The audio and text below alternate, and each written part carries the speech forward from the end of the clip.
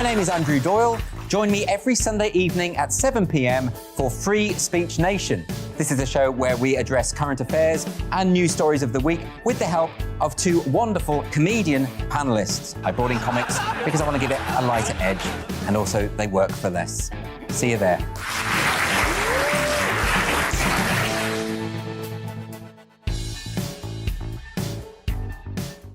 Hi there, it's Stephen and Anne.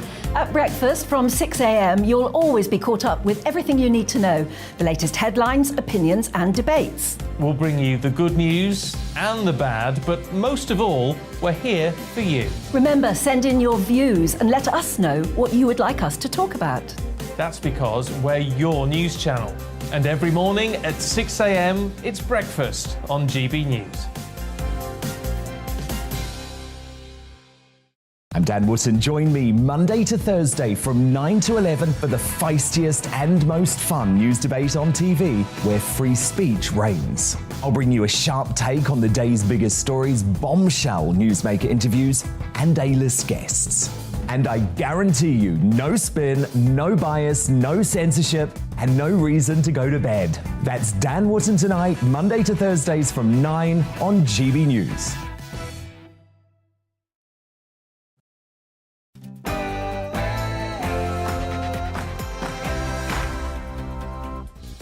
Very good morning to you. This is To The Point on GB News with me, Bev Turner, on your TV, radio and online. We have made it to the end of the working week. Despite a doom-laden news agenda, we have kept your spirits high and we have kept talking to each other about all the big issues. So let's do the same for the next 2 hours. From dry reservoirs to dry politicians at the latest round of hustings, but also expert guests on the economy and your take on all of the above. Drop me a line, gbviews@gbnews.uk. I'll be looking at those right now, while Rhiannon brings you the latest news.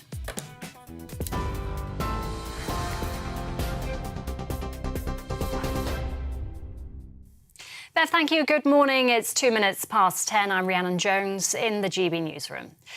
A drought is expected to be declared in many parts of England later today. The final decision will be made after a meeting by the government's National Drought Group. It follows months of dry weather and comes as Yorkshire Water becomes the latest to announce a hosepipe ban. A 4-day amber warning for extreme heat from the Met Office is currently in place for parts of England and Wales. It's also warning the risk of wildfires is exceptional. Speaking to us earlier, meteorologist John Hammond said we must be careful about our water usage. I think it's just a wise move for us to sort of restrict our water usage to some extent now, because big problems could lie ahead, as I say, if we carry on with this dry theme. And although it's going to be wetter next week, and yes, you'll think it's kind of back to normal because the temperatures will fall by 10 or 15 degrees, that is really papering over the cracks of what is a much bigger issue beneath the ground, where groundwater levels will continue to fall unless we have sustained wet weather. The UK economy shrank by 0.1% between April and June, according to official figures. That compares to the first 3 months of the year when GDP grew.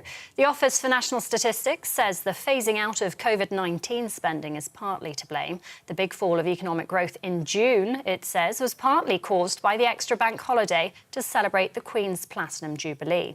The Chancellor, Nadhim Zahawi, says increased private investments needed to boost growth. I was in the private sector before becoming a politician.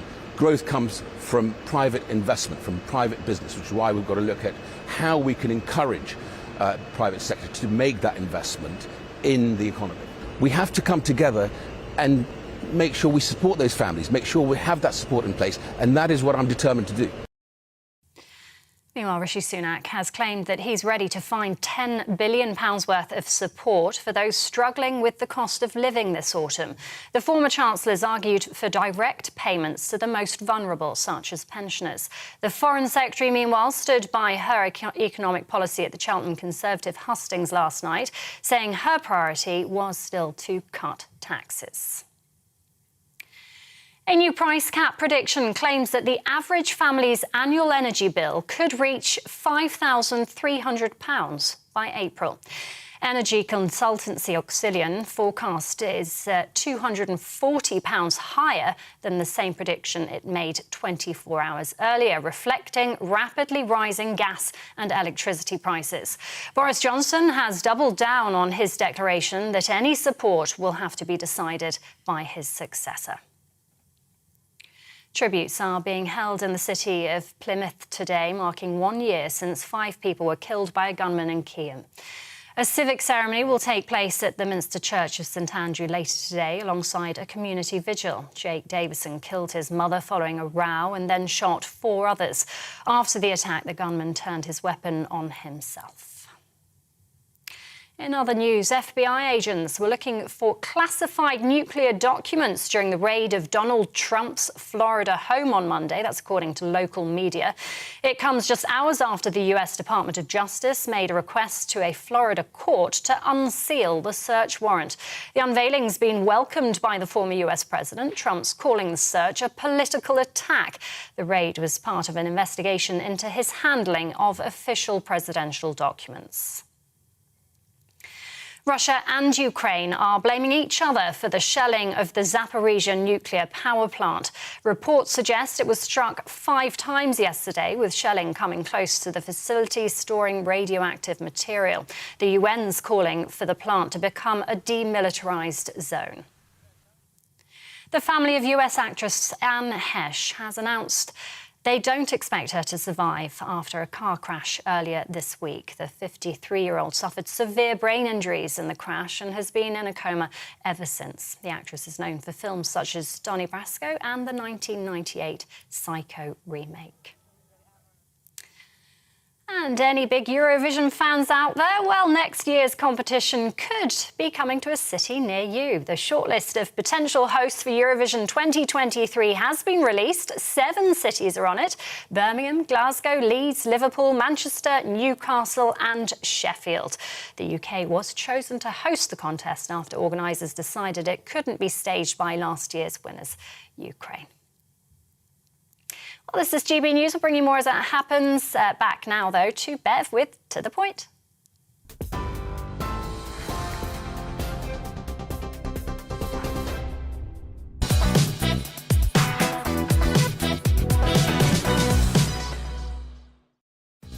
Very good morning to you. You are watching and listening to The Point on GB News with me, Bev Turner, on your TV, radio and online this beautiful Friday morning. We've got a great show lined up to kickstart your weekend. That's how I like to look at it. So here's what's on the menu.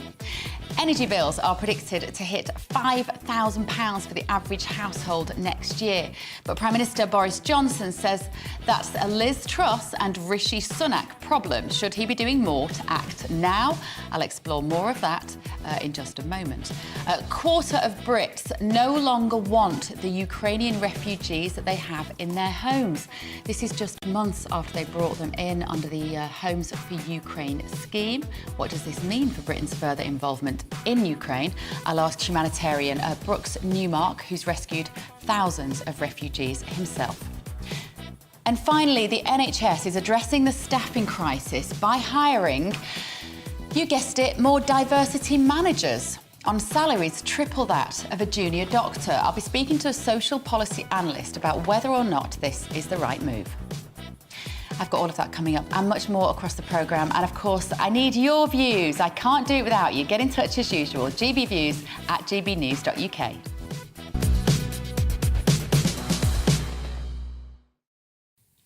Now, we've got a lot to get through, but as always on this show, it gives us an opportunity to tell us what we think about something that you might be of interest, might be of interest to you. But before I discuss this first topic of the day, I just want to give parents a warning that the next few minutes of conversation is of an adult nature, and you might want to remove your children from the room if you feel that would be appropriate for you. Now, I want to bring your attention to a clip that I came across online this week, which has now been watched almost 2.5 million times. And although it could be dismissed as a one-off from just one woman, I just can't help but suspect that it is a signpost to potentially horrific social change of which we just need to be aware. It features a sex therapist who works for the Keystone State of Pennsylvania in America, which describes itself as proudly founded in 1681 as a place of tolerance and freedom. Now, don't get me wrong, tolerance, coexisting with people who are causing no harm but are not like us, is good. Freedom, if we mean being the architects of our own destiny as far as possible, that is also, of course, good. But I fear that the clip I'm about to show you might be the start of an insidious creep towards the normalising of sexual contact with children. Have a listen. Folks, my name is Miranda. I use she, her pronouns, and I'm a licensed professional counselor and sex therapist in Erie, Pennsylvania.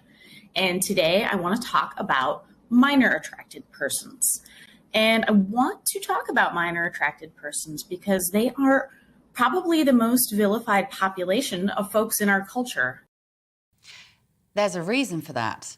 Now, when this lady talks about minor attracted persons, what she means is paedophiles. The Latin derivation of that word, of course, is phil, to love, and paed, child.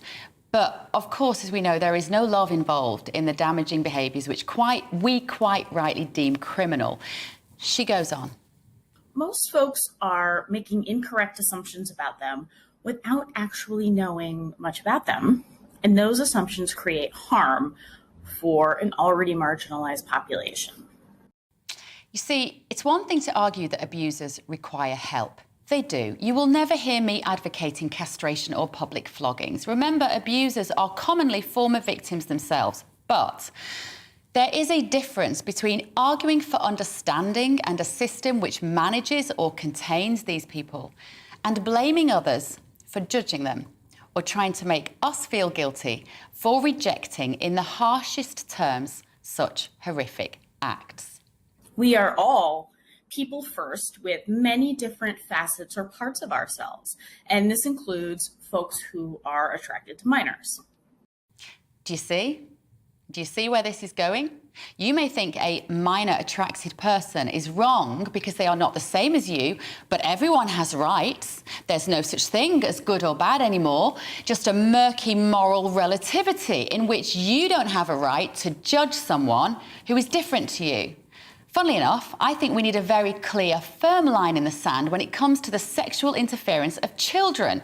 Successful civilizations are built upon the protection of the next generation. A society which does not pride itself on keeping kids happy and safe is one which is heading for annihilation.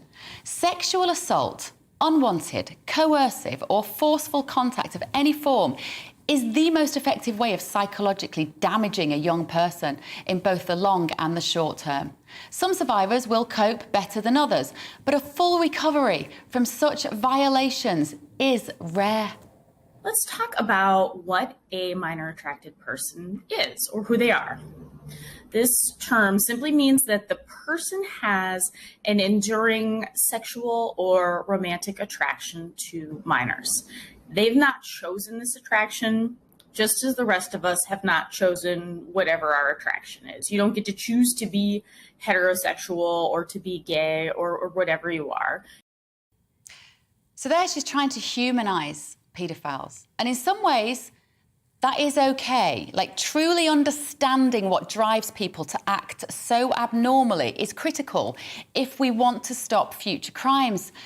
But aligning a criminal act with normal sexual preferences is potentially very dangerous. She makes no effort to illuminate the abnormality of paedophilia. She makes no mention that it is most commonly the result of learned behaviours, a pathological, psychological disorder, which people like this therapist are apparently seeking to normalise. And this is from TikTok, a social media platform owned by the Chinese government and aimed at children. Imagine your daughter or granddaughter experiencing unwanted molestation from an adult and just wondering if she should bring this to someone's attention. Over 90% of child victims know their offender, with almost half of them being a family member. But suddenly, this poor child wonders whether she should complain. Maybe this is okay. Maybe this is just like being gay or straight. Maybe she doesn't want to be judged for making a fuss. I don't know. Maybe there are people hoping that by the time the guest list to the Epstein-Maxwell parties is released, we'll have all bought into the idea that paedophiles are simply minor attracted people who deserve our understanding. So All I'm saying is let us just be awake to this phenomenon, shall we?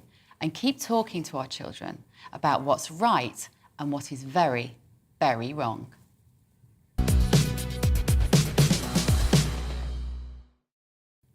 Right, let me know what you think. Let me know if you agree with me or not. I think I probably know you're going to probably agree with me largely on that.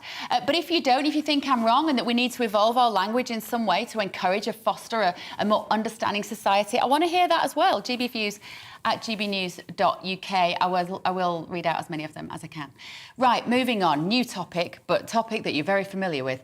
Prime Minister Boris Johnson met with electricity bosses yesterday to discuss how to help ease the pressure of these rising energy bills on our worst-hit families. The latest figures from consultancy firm Auxilion say that next year's energy bills will hit, on average, £5,000. That is over 2 months' wages for the average UK worker. But Boris Johnson ended the meeting by saying that any significant fiscal decisions would be a matter for his successor, not for him.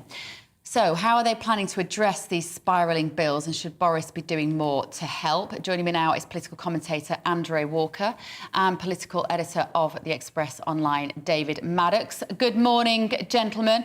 Andre, let me come to you first. Did you expect anything else from Boris Johnson after yesterday's meeting?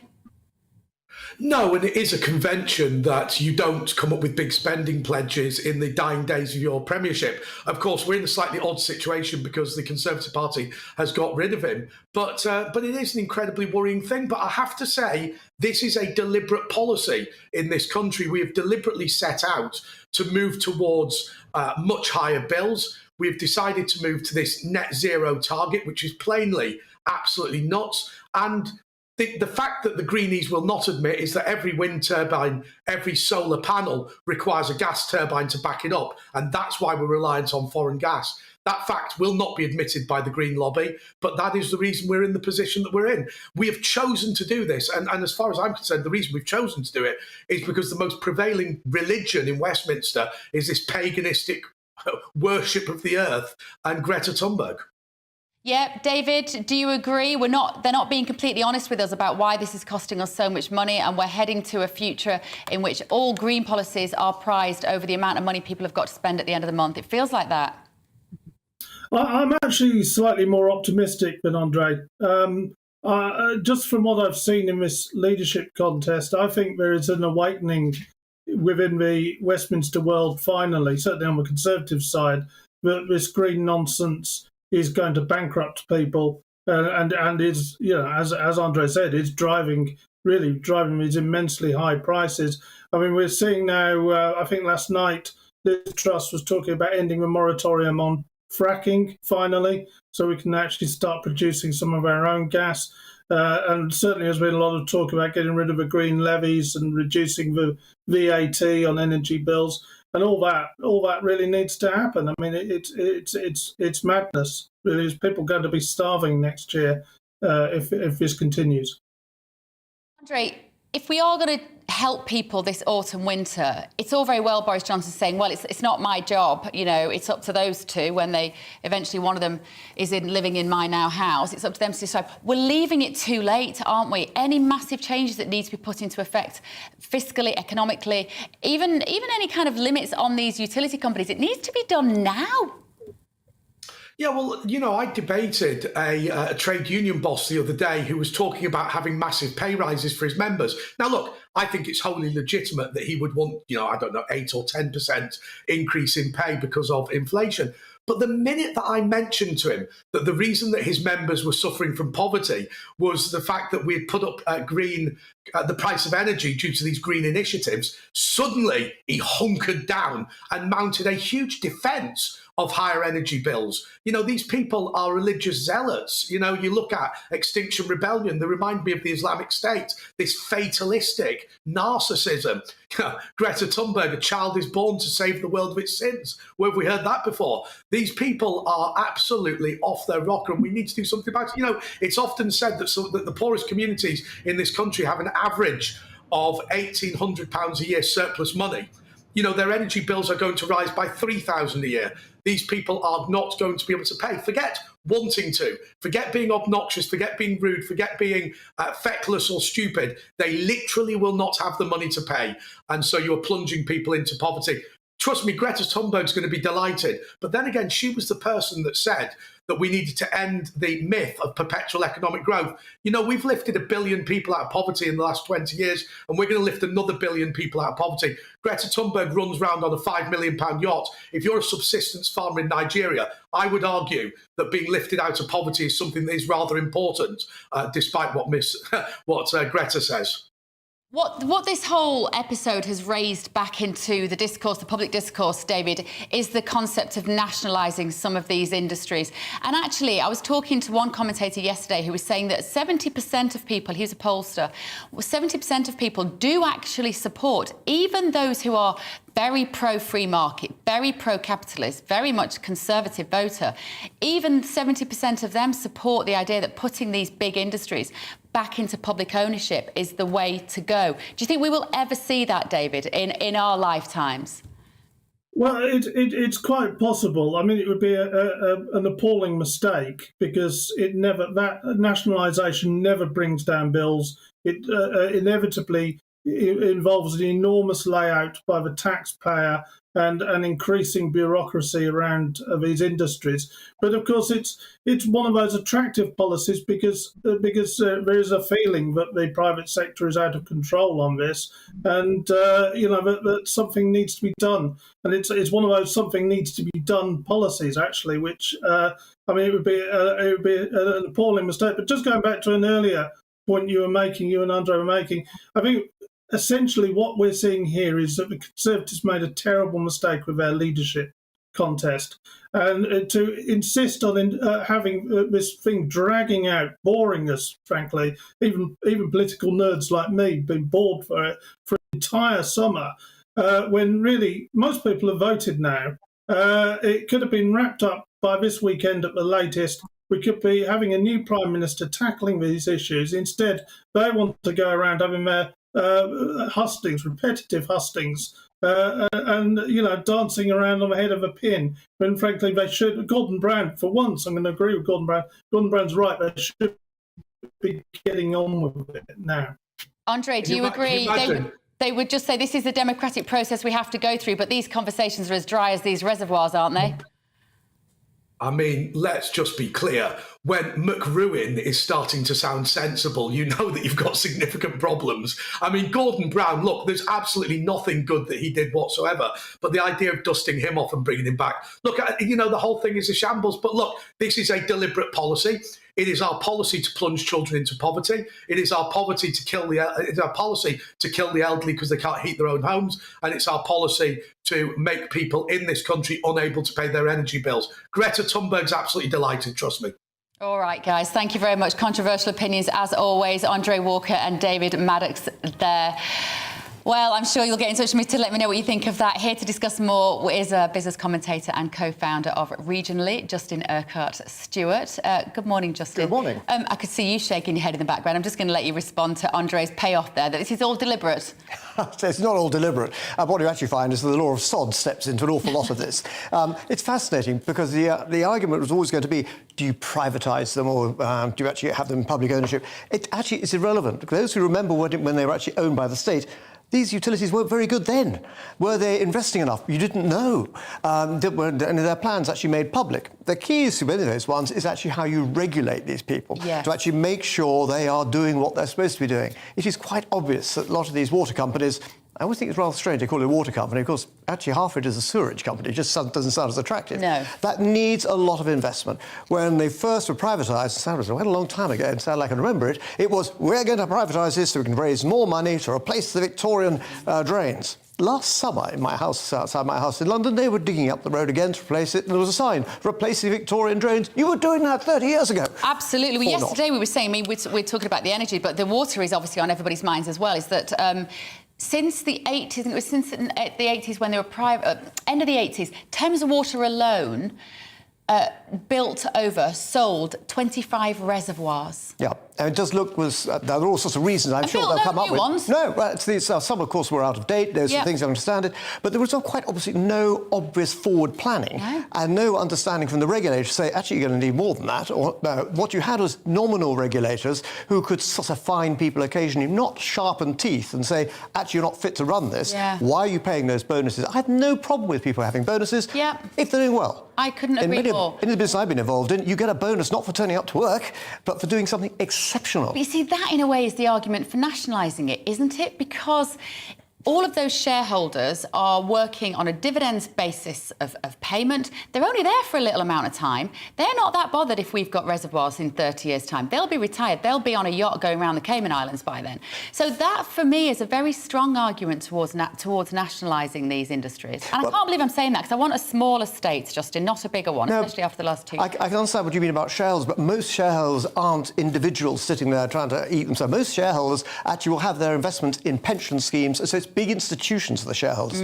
What they want to see come out of companies like this is well-run businesses that pay a reasonable dividend, not too high. If it's too high, then there's something wrong, but something that they can actually say, this is what's most likely to occur. So I can have a 5, 6, 7% return every year, which is what you should be expecting, and therefore planning long-term pensions money for them.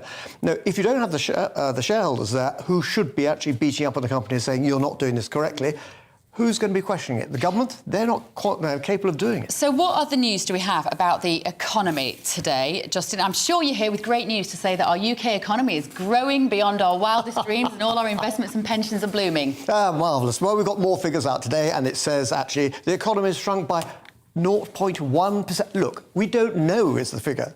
You've got tiny, tiny figures of growth or shrinkage, which means it's a rounding error. Right. What you've got is a global economy which is slowing quite considerably. Hardly surprising after coming across a huge pandemic issue. Then with the inflationary issues and added to the war, and with more inflationary issues, actually the global economy, in fact, it's growing at now probably about 2.5%. It's actually quite a surprise. Now, there are some huge issues to manage, not least of which China's property market, which will affect the global economy as well, obviously what happens in Europe, but we also need to focus on the areas that Britain's actually rather good at. And it doesn't get too much coverage. We're very good at smaller businesses and setting businesses up, very good at technology, and lo and behold, most of them actually aren't in London. They're the ones we need to try and focus on. They do grow, but unfortunately they then get bought up by the Americans or the Germans or whatever. They develop it. So sometimes we're our own worst enemy. So we're very good at doing the first bit. Now, focus the next bit. Most of the politicians haven't got a clue what they're talking about when it comes to this. But what you can say is actually in regional areas, they know where the growth is coming from.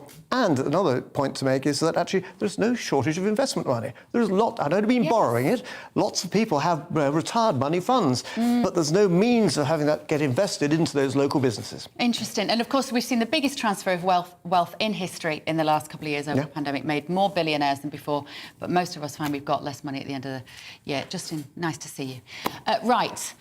After the break, a quarter of Britons who took Ukrainian refugees into their homes following the Russian invasion now want to end the living arrangements. A bit awkward, isn't it? Before the 6-month period is over.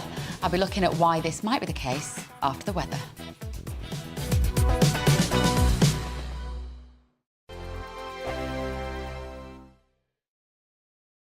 Join my show Farage, 7 p.m. till 8 p.m. Monday through Thursday. And there you will get opinion, analysis, debate, and I'll cover stories that nobody else dares to touch.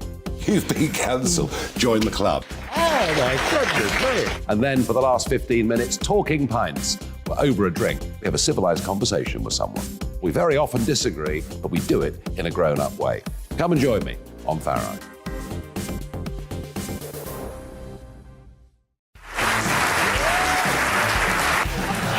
My name is Andrew Doyle. Join me every Sunday evening at 7 p.m. for Free Speech Nation. This is a show where we address current affairs and news stories of the week with the help of two wonderful comedian panellists. I brought in comics because I want to give it a lighter edge, and also they work for less. See you there.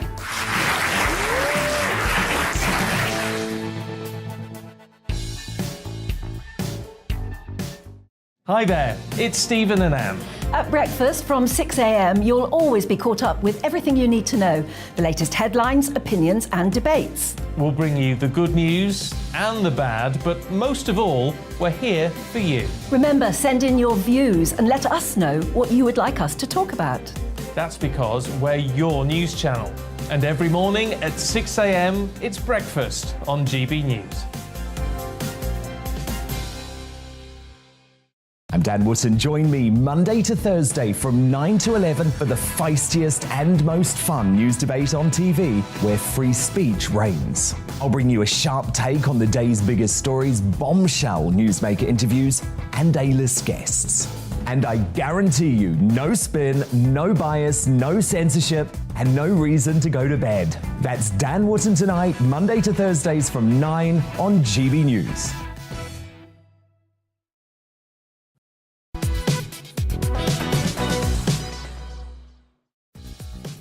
Good morning, you're watching Bev Turner on GB News. It is 10:30 a.m. Thank you as well if you're listening on the radio. Now, some tech experts have claimed that the much anticipated online safety bill is not fit for purpose after all.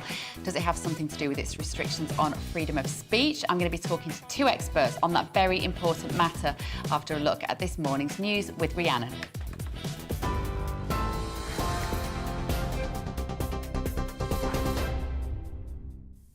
Thanks, Bev. It's 10:30. Your top stories from the GB newsroom. A drought is expected to be declared in many parts of England later today. The final decision will be made after a meeting by the government's National Drought Group. It follows months of dry weather and comes as Yorkshire Water becomes the latest to announce a hosepipe ban. A 4-day amber warning for extreme heat from the Met Office is currently in place for parts of England and Wales.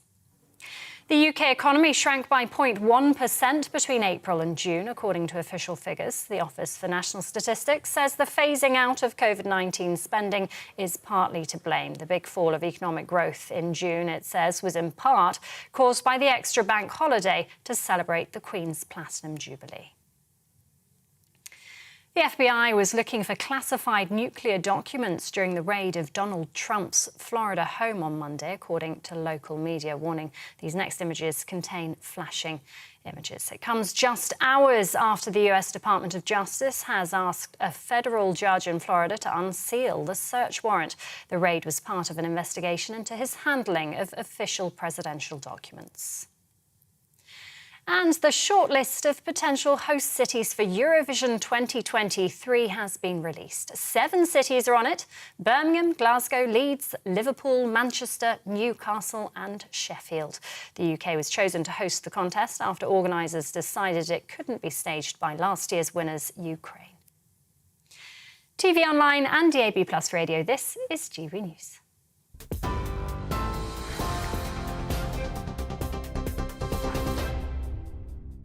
Direct Bullion sponsors the Finance Report on GB News for gold and silver investment. Here's a quick snapshot of today's markets. The pound will buy $1.216 and €1.181. The price of gold currently stands at £1,471 per ounce. Direct Bullion sponsors the Finance Report on GB News, investments that matter.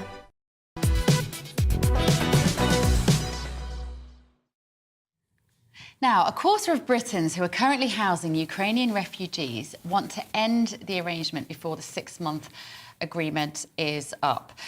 According to the Office for National Statistics, 26% of British hosts feel the cost of living crisis has had such a huge impact on their ability to provide support, with around 70% of individuals incurring extra costs during the Homes for Ukraine scheme. The government has been paying these families £350 a month to house the refugees, but with bills rising all the time, should they be providing more money? Or is the problem with housing a stranger more a personal than a financial issue? So joining me now is Brooks Newmark, former Conservative Minister for Civil Society of the UK, who's helped evacuate over 11,530 refugees from Ukraine. Welcome to the programme, Brooks. It was a lovely idea, and yes, great generosity and compassion from the British people to open our spare rooms to families. But it was always going to be paved, I guess, with eventual difficulties. What's your take on these figures? Well, I mean, it doesn't surprise me. I mean, we also, my family took in a mother and daughter into our family, and I discussed it with my family, explaining this isn't like having a relative over for 3 or 4 days, which many of us find challenging enough anyway. This is taking complete strangers into your household, many of who don't speak English, and that was always going to be challenging. And one of the messages I certainly gave to the new refugees minister is that we have to start planning, not just for the end of the 6 months, but before that, because you don't know where there's going to be personality clashes, challenges. We now have obviously the cost of living issues that many families are facing. So this is a government issue, and I think the government has to come up with a solution. It's quite astonishing, really, that they didn't... Well, nothing surprises me anymore, Brooks, to be completely honest. I was going to say it's astonishing they didn't forward plan a solution, but most of the stories that we talk about here at the moment is a failure to forward plan. So what will these families do now if they are asked to leave the households that they're effectively lodging in? Where will they go? Well, I think there's already been challenges. So along the way, there's been personality clashes, people not quite understanding what the challenge is of living cheek by jowl with somebody you don't know.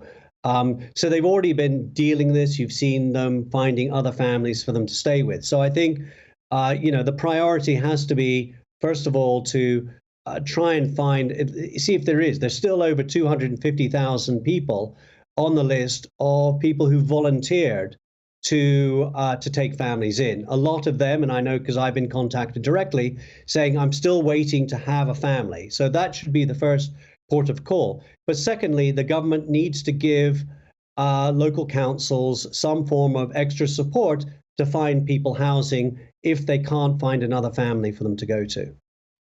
I guess you could, if you were trying to look at this story in a positive way, is to say, well, 25% of families want to say goodbye to their temporary friendship. But you could also say, Brooks, that means that 75% of families are happy to keep these people with them. Yes, no, I think the British public, just after the war started and we had the Homes for Ukraine scheme open up, I think within 2 or 3 days, there were 150,000 people signed up immediately. And then over the following 2 to 3 weeks, I think a total of 250,000. So I think the British have been incredibly generous in saying they welcome families. And I think it's incredibly positive that probably, I reckon, over 50% of the names out there will probably want to keep the families with them if they can do. But I think, certainly my experience of the 2 people staying with me is they work hard, they keep to themselves, they even buy their own food. We say, we'll buy food for you. They say, no. They're very self-sufficient, they're hardworking, and so on. So I think, I think the point that you're making is we should look at the positive side of it and say that it's tremendous that there are 250,000 families out there who are willing to take in refugees into their house, not just for a week or 2 weeks. This is 6 months or more. If I could just ask you sort of one more question, Brooks. Have you spoken to the people who are living with you about how long the arrangement might last for? It's really awkward, isn't it? Pass the biscuits. Yeah. When are you going? Yeah. Have you had that conversation with them?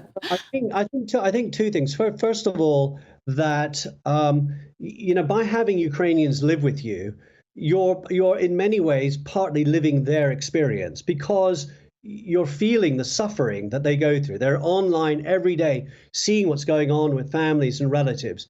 So I think that is good. I think in the case of my families, I think I took the mum back to Ukraine 3 weeks ago because she missed being back home. She has another daughter there, so I took her back home to Kyiv, and she's gone back down south. It's just south of Vinnytsia to be with her other daughter.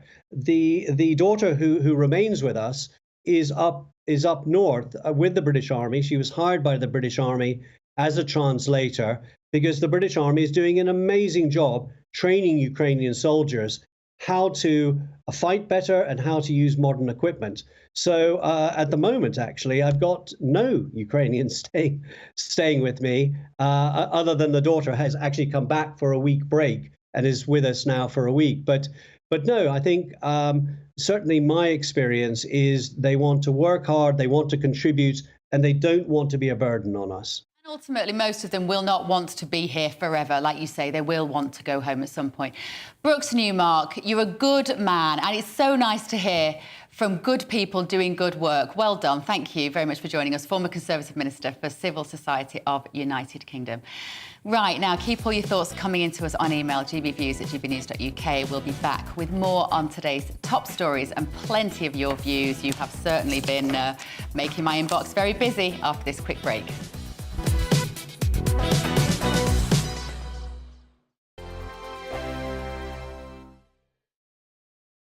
Join my show Farage, 7 p.m. till 8 p.m. Monday through Thursday. And there you will get opinion, analysis, debate, and I'll cover stories that nobody else dares to touch. You've been cancelled. Join the club. Oh, my goodness me. And then for the last 15 minutes, talking pints. We're over a drink. We have a civilised conversation with someone. We very often disagree, but we do it in a grown-up way. Come and join me on Farage.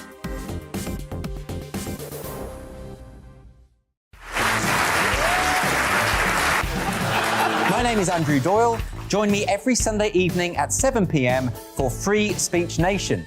This is a show where we address current affairs and news stories of the week with the help of two wonderful comedian panellists. I brought in comics because I want to give it a lighter edge, and also they work for less. See you there.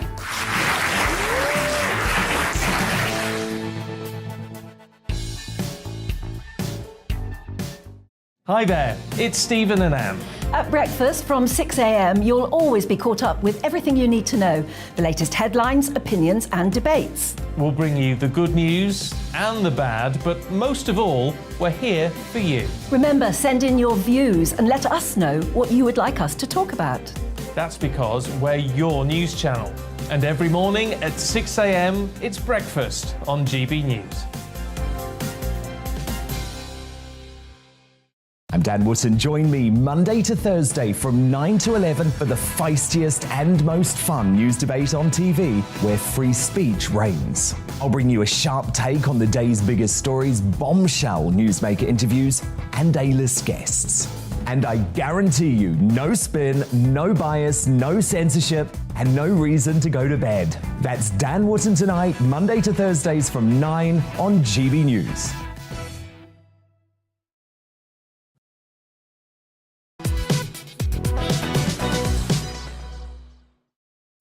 Good morning, it's 10:48. This is To The Point with Bev Turner on GB News. We're live on your TV, online and radio this morning. Now, the NHS is still recruiting diversity and inclusion managers, despite the government promising to crack down on waste and wokery. That's a quote. These jobs include roles such as Head of Leadership, Equality, Diversity, Inclusion and Wellbeing at Doncaster and Bassett Lord Teaching Hospitals, where they are tasked with helping staff feel safe to express their diversity for £75,000 a year. That's more than double the salary of an entry-level junior doctor on £29,000 a year, and could also hire 2 nurses on £37,000 a year. So joining me now to tell us what more we could be doing about this is from the NHS is social policy analyst Dr. Rakib Ehsan and John O'Connell, Chief Executive at the Taxpayers Alliance. Thank you very much, fellas, for joining me. Rakib, good to see you again. Now, tell me, first of all, why these diversity managers, why we needed them in the first place. Let's go right back. Well, I think there's something to be said about the NHS being more responsive to the diversity of health needs within our multi-ethnic population. But my issue is, Bev, is that when we're talking about this equality, this diversity, equality and inclusion managerial class, I think all too often they're occupied by social activists, to be honest, who are taking liberties and ultimately politicising the NHS as an institution and peddling, in my view, hard left, US inspired identitarian dogma, as opposed to doing the bread and butter, which would be, for example, working with local NHS trusts in terms of how they can build healthier relations with harder to reach minorities. They're not especially interested in that. Indeed, I saw earlier this year on the NHS website a blog lecturing people on white privilege, which I think would be quite astonishing when you consider, for example, in modern day Britain, when it comes to suicide ideation, suicide attempts and acts of self-harm, the rates are higher among white people when compared to Black and Asian people. So I think that's quite remarkable that the NHS has taken this direction when it comes to these diversity, equality and inclusion professionals. But if the politicisation of these departments is in order to root out systemic racism of people of colour within the workplace, is that a bad thing? Well, I think the point there is when it comes to the NHS, the bread and butter of the NHS should ultimately be improving healthcare provision. That's my view. We saw recently there was a £12 billion funding boost, Bev, for the NHS, and there's going to be concerns across a range of races and ethnicities living in the UK that at the moment money for the NHS is not being used efficiently and it's being swallowed through managerial salaries, which are not really achieving very much when it comes to improving healthcare quality. OK, I'm just going to bring in John O'Connell now, Chief Executive at the Taxpayers Alliance. John, what is your position on this as somebody that fights for the rights of taxpayers? Do you see all of these roles as simply wasteful when the funds should be targeted elsewhere, or are there just too many of them? Well, I think the first thing to say is that NHS trusts and other public sector bodies have to comply with regulations and legislation, not least from the 2010 Equalities Act, but they can do so in different ways, and we see that all the time. We did a survey of local authorities and we saw that some would wrap the requirements that they were to fulfil into existing jobs. You know, they didn't hire a team of extra people, whereas some local authorities hired 3, 4, 5 people to do these, to fulfil these requirements. So there's a question here of to what extent individual trusts are looking at these requirements from things like the Equalities Act and completely gold-plating them, really over-egging them, and hiring people that they don't need to. And, you know, you mentioned that a junior doctor comes in on 29,000, senior nurses are sort of closer to 37 maybe. So you could hire 2 nurses or 2 junior doctors for the price of one of these head of diversity, inclusion and equality. And with, you know, 6 million people waiting for routine treatments, maybe that's where we should be focusing our priorities. Go on, Rakib. Respond to that. I imagine you're going to largely agree, are you? Well, I just think that money for the NHS could be used far more efficiently, and that when it comes to the salaries, one being £76,000 a year, that could fund 2 nurses who probably would have more on-the-ground specialist knowledge of healthcare needs within their own local communities. Quite often, in my personal experience, when I've come across diversity, equality, and inclusion professionals, they're not necessarily knowledgeable about the healthcare needs within the local communities that they're meant to represent. And I think that, as I said before, that if you're moving in this direction of promoting materials on white privilege, celebrating those theories within the healthcare sector, I think that is not the direction we want to go into, because the reality of the matter is that when it comes to life expectancy, for example, it's white men who are faring quite badly in modern day Britain. And when you're looking at where parts of the country are particularly under-resourced in terms of their health and social care systems, quite often it's those left behind predominantly white communities. So I really feel that when it comes to the NHS, the key is being responsive to the diversity of needs within a particular local community. You see, I just would love to know what these job descriptions involve. So the title being the Head of Leadership, Equality, Diversity, Inclusion and Wellbeing. It's quite a lot to do in your job. That's quite a remit, isn't it, if you're responsible for all of that. But I guess in a sense what they would say is, well, we're looking after our workforce. And frankly, a happy, well workforce that feels listened to, that feels included, regardless of colour, creed, race or religion. Isn't that a good thing? Don't we need to foster working environments, whether that's a hospital ward or an office, in which people can exist harmoniously? Well, what I'd say in response to that, Bev, is that you're not going to do that through the peddling of US-inspired critical race theories within the British healthcare system. You're not going to achieve that. I just think about in many parts of the country, when you're promoting materials, for example, that is suggesting, or not even suggesting, instructing white people to be more educated on their racial fragility and their racial privilege. How do, for example, white working class nurses in the healthcare sector, who are also pretty much underpaid, in my view, to be honest, 100%. In that profession, how is that making them feel more included in their own workforce? John, I would say that actually one of the industries which is incredibly diverse, because we rely on a huge amount of doctors and particularly nurses from overseas to come and help prop up the NHS. It already is in terms of a workplace.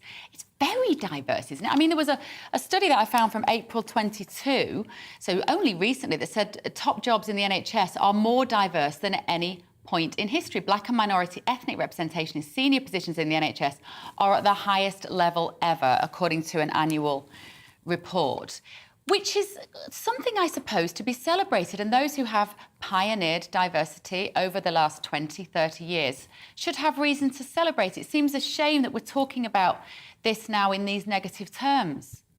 I think the problem there is, again, sort of this gold plating of what's expected of NHS trusts. And you know, as has already been said, some of the sort of less savoury elements of, stuff from America and all the rest of it. But there's a lot of regulations which NHS trusts are required to meet under the Equalities Act.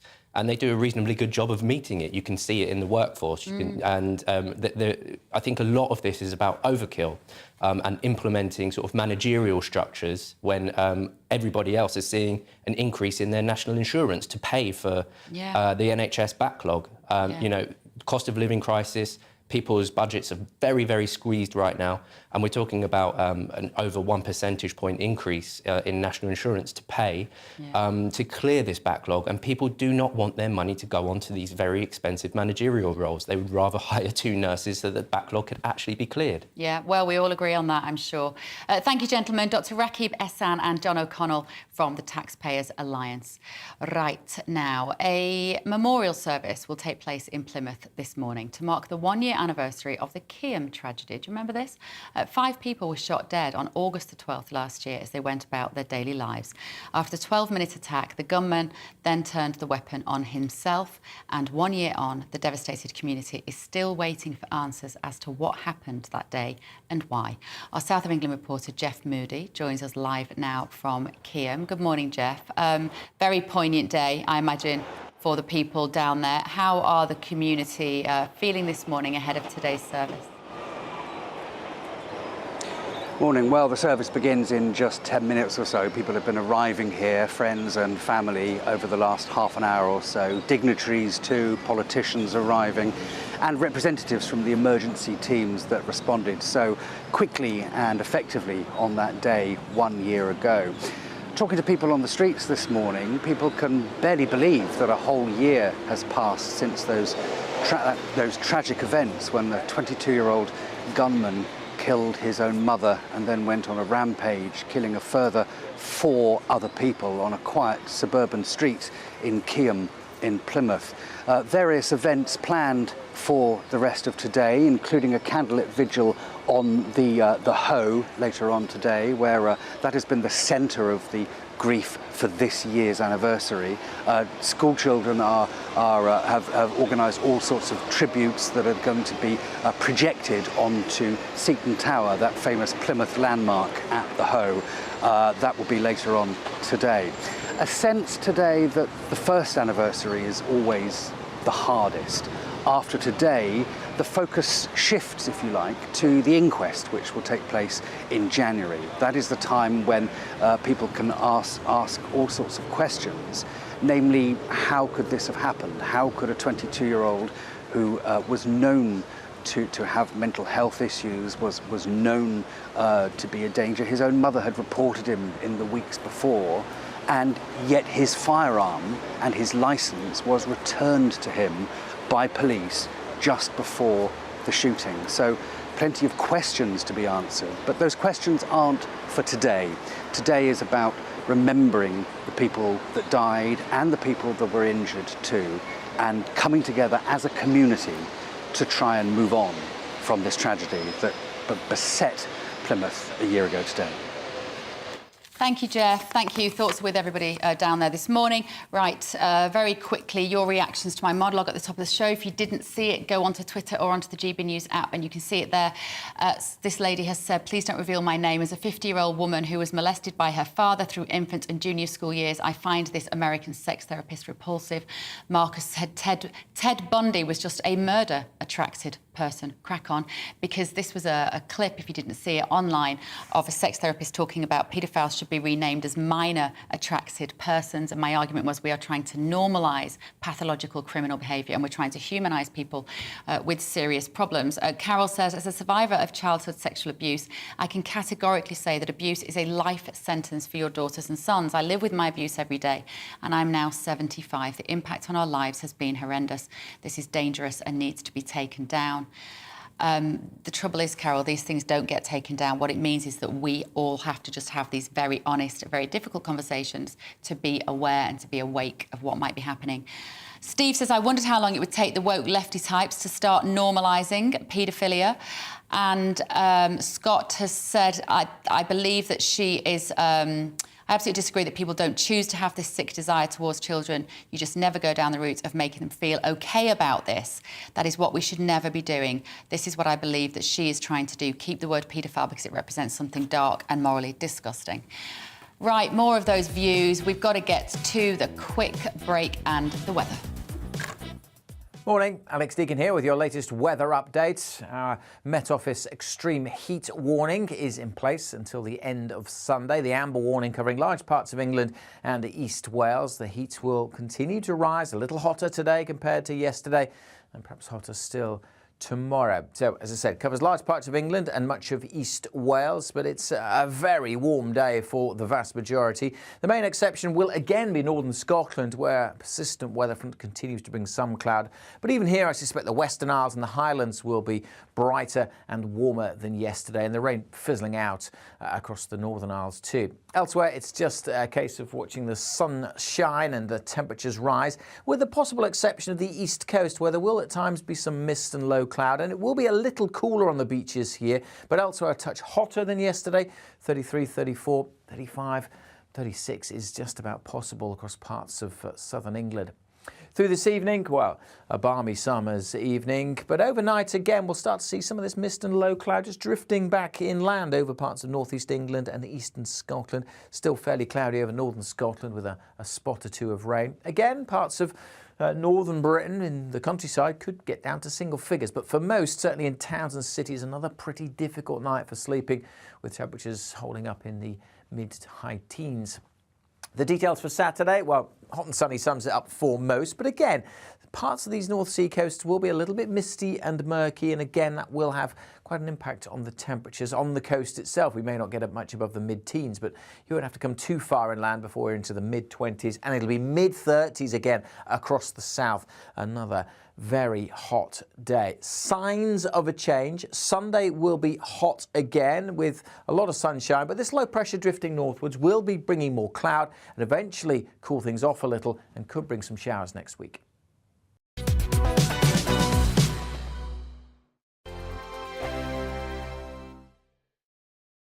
Join my show Farage, 7 p.m. till 8 p.m. Monday through Thursday, and there you will get opinion, analysis, debate, and I'll cover stories that nobody else dares to touch.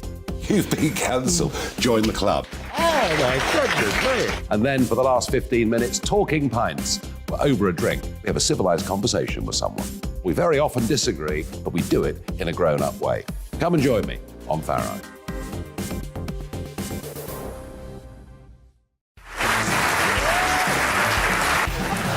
My name is Andrew Doyle. Join me every Sunday evening at 7 p.m. for Free Speech Nation. This is a show where we address current affairs and news stories of the week with the help of two wonderful comedian panellists. I brought in comics because I want to give it a lighter edge, and also they work for less. See you there.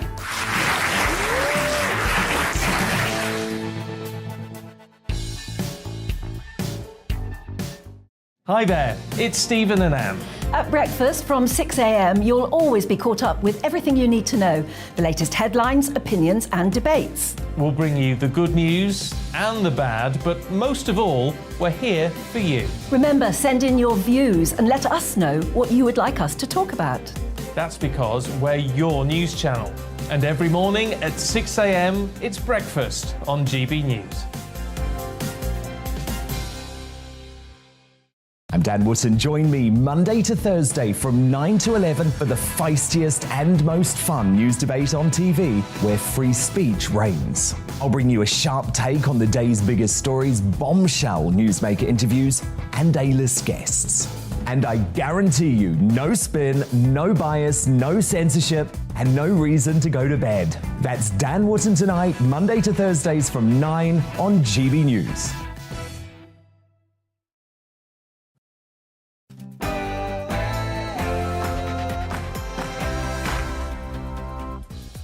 Good morning. It is 11 o'clock. This is The Point on GB News with me, Bev Turner, on your TV, radio and online. I'm with you until midday, just one more hour, with a show jam-packed with all of the biggest stories, lots of discussion, expert guests and opinions, as well as yours. Make sure you get in touch with your views, as usual, on gbviews at gbnews.uk. We're going to be looking at the online safety bill in just a moment. Don't go anywhere, but first of all, here is the news with Rhiannon.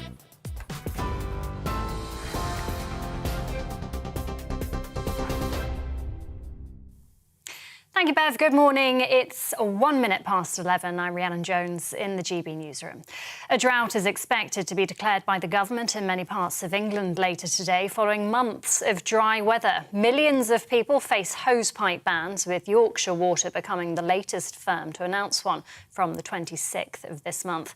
A 4-day amber warning for extreme heat from the Met Office is currently in place for parts of England and Wales. Speaking to us earlier, meteorologist John Hammond said we must be careful about our water usage. I think it's just a wise move for us to sort of restrict our water usage to some extent now, because big problems could lie ahead, as I say, if we carry on with this dry theme. And although it's going to be wetter next week, and yes, you'll think it's kind of back to normal because the temperatures will fall by 10 or 15 degrees, that is really papering over the cracks of what is a much bigger issue beneath the ground, where groundwater levels will continue to fall unless we have sustained wet weather. The UK economy shrank by 0.1% between April and June, according to official figures. The Office for National Statistics says the phasing out of COVID-19 spending is partly to blame.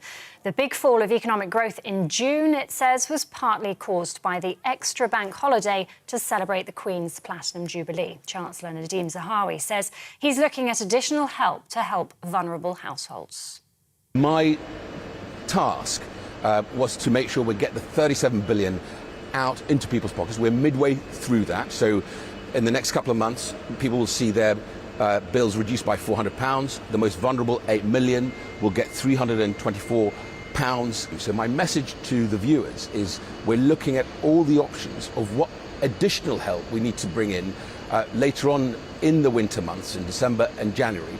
Work those up so they're ready to go from the 5th of September when the Prime Minister walks into number 10.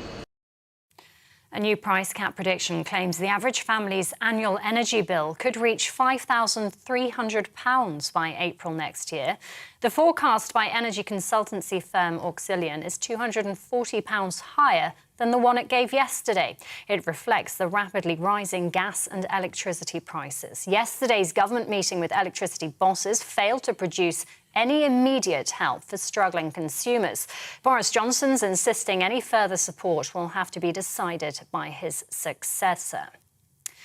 And speaking of his successor, Rishi Sunak, one of them, potential ones, has claimed he's ready to find £10 billion worth of support for those struggling with the cost of living this autumn. The former Chancellor's argued for direct payments to be to the most vulnerable, such as pensioners. The Foreign Secretary, meanwhile, stood by her economic policy at the Cheltenham Conservative hustings last night. Liz Truss saying her priority was still to cut taxes. Tributes are being held in the city of Plymouth today, marking 1 year since 5 people were killed by a gunman in Kiam.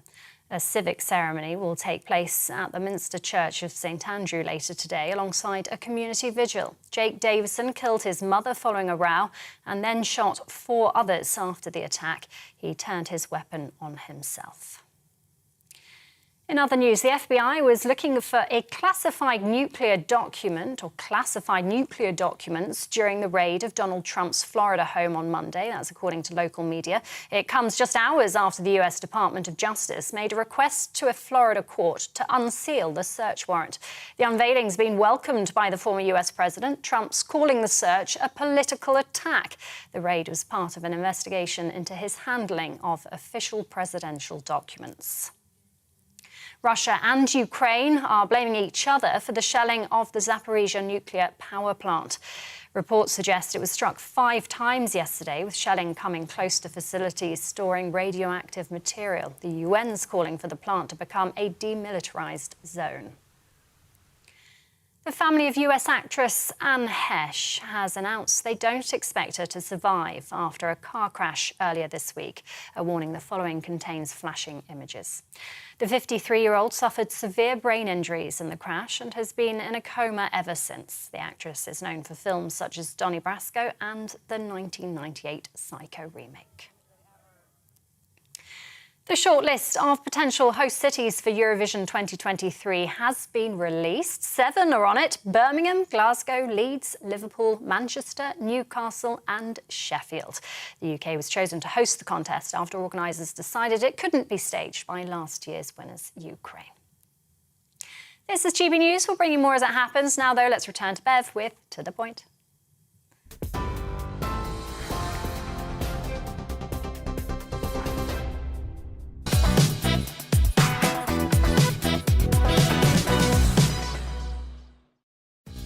Good morning. Thank you for joining us. This is To The Point on GB News with me, Bev Turner, on your TV, radio and online. It is Friday morning. There doesn't feel like there's much to celebrate, does there? But we can always find something here. We've got a great show lined up for you for our final hour. Here's what's on the menu.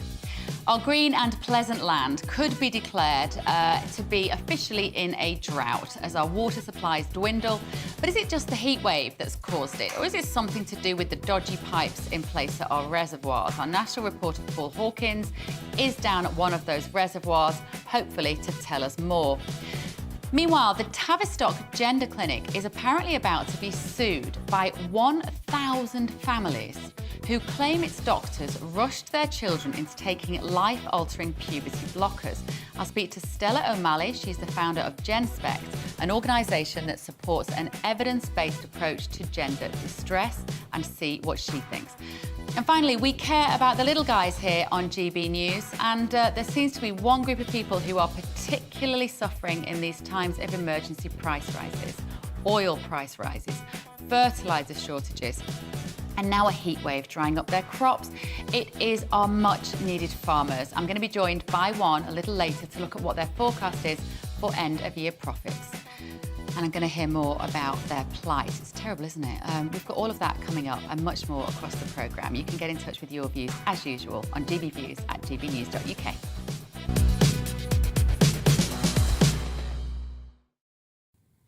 So a drought is likely to be declared in parts of the UK today as water supplies in our reservoirs hit new lows. Yorkshire water, if there's one thing they've got in Yorkshire, it's water. Well, apparently not. They're the latest to impose a hosepipe ban to save water after similar measures were introduced by the South East, Southern and Welsh Water. Using a hosepipe to water the garden apparently uses around 1,000 litres of water an hour. That's 6 litres per minute. But at the same time, our water companies are losing nearly 3 billion litres of water a day through leakages, according to the National Audit Office. Well, the heatwave is certainly having an impact on the usual green fields across Britain. A satellite image taken on Wednesday by Copernicus, the EU's Earth observation programme, shows huge parts of the country have turned from green to brown due to the dry conditions. Earlier, GB News spoke to Andy Elliott, who is Station Commander with Dorset and Wiltshire Fire and Rescue Service, about this unusual dry weather. Well, we've had very little rainfall for a very long time now, so we've been in drought for some considerable time, although it's only officially been declared. That means that the vegetation right across the UK, but certainly to the south and east of the country, is extremely dry. And in many cases, as you've seen with the images from the Copernicus satellite, has died off and is brown, brittle, and that will ignite really easily now and will cause some really quite difficult fires for the fire rescue services to manage. Well, the fire rescue services across the UK are extremely well resourced.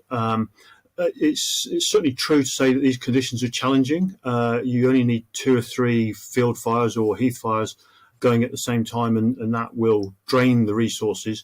But we have a process to backfill those as necessary, to bring crews and fire engines in from other parts of the UK if that's required, our neighbouring fire rescue services. So the resources are there. It will be challenging over the next few days, until we get some rainfall, really. That's certainly possible, and we would appeal to the public to really consider what you're doing over the weekend. Certainly avoid things like barbecues and campfires in the countryside. Even consider that carefully in your own gardens, for example, particularly if you've lots of vegetation and flammable material around. So the conditions are there. The temperature isn't the key element, it is the dryness that's the problem, the lack of moisture in the vegetation, that's the real problem. But of course you need an ignition source, and it's true to say that across the UK, we are the ignition source, it's people. We get very few natural fire starts from, for instance, lightning. So we just need to be really careful in what we do. Unfortunately, there are some people with malicious intent as well, but we believe the vast majority of these fires are just through acts of carelessness. As I say, it's really helpful and very supportive of the supermarkets and so on to ban things like portable barbecues, the sale of those. They definitely cause us a problem. They have their place, but that's certainly not in the countryside in conditions such as this. So it is about just being really careful with whatever you're doing, and if it's going to cause a spark or potentially cause a spark, try not to do it. Yeah, try not to do it. Don't be an idiot. That's basically what Andy's saying. Andy Elliott there, Station Commander with Dorset and Wiltshire Fire and Rescue Service, about the dry weather. It's not actually the heat. The land doesn't spontaneously combust. It's human behaviour. So just be sensible.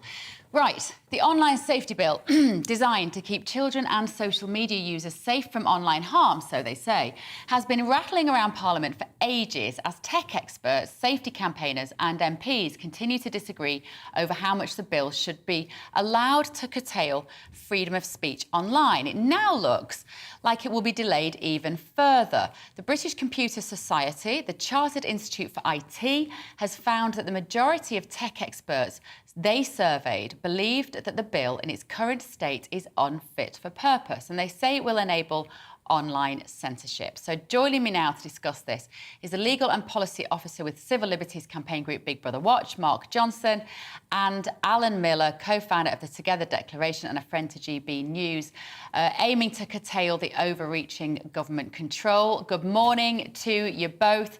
Nice to see you. Right, so let me come to you first, Alan Miller. We've been discussing this for a long time, the online safety bill. Are you relieved that it's been delayed again? And if so, tell us why. Well, I am relieved it's been delayed again, but it speaks to the problem of it not being fit for purpose and actually trying to treat the whole of Britain as though we're all children. We've already seen a lot of big tech takedowns for people asking questions and saying things. This is a censors bill that would end up incentivising heavily big tech to be very cautious. And there's a terrible clause in there that says anything that could cause serious distress. Now, who's going to define what serious distress is? It's a very subjective notion, and it can criminalise what is lawful behaviour. That is what's very paramount in Britain, which is free speech, which is why we at the Together Declaration are saying that it should be scrapped. Everyone should let their MPs know, whether it's Liz Truss or Rishi Sunak, that should be one of the first things they do. We should dispense with it. We've already got too much suffocation of free speech, and it should go. OK, Mark, I'm going to play devil's advocate here and say that we do need to do something to protect children against online harms. I did a monologue at the 10 o'clock hour about some of the bizarre postings now, which seems to be seeking to kind of normalise paedophilia even. What can we do to get that balance right? I think one of the main things here is, and you won't find a great deal of disagreement amongst campaigners, is we need to find ways of upholding the rule of law online better. I don't dispute that there are some terrible things out there on the internet, but actually, if you look at the police and the resourcing that they have, it's just not good enough at the moment. You will find that people are victims of crime online, and that is not pursued and not followed up on. But obviously, as Alan's already spoken about, this bill goes further than that.